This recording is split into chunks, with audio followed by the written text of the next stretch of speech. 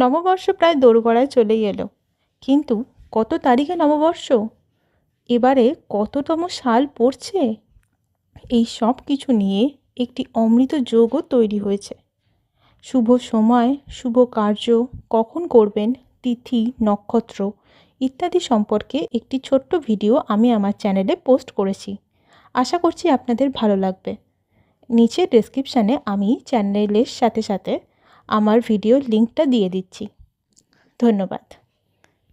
আসলে নববর্ষ মানুষের হৃদয়ের একটি মণিকোঠায় স্থান পেয়েছে, কিন্তু এই নববর্ষের দিনে আদৌ কী করা উচিত, কী যোগ আছে এবং কোন কোন কাজগুলি করলে আপনারা লাভ পাবেন, কোন কাজগুলি আপনাদের করা উচিত এবং প্রত্যেকটি রাশির জন্য যেগুলো করা দরকার সেই নিয়েও একটি ছোট্ট ভিডিও আমি পোস্ট করেছি।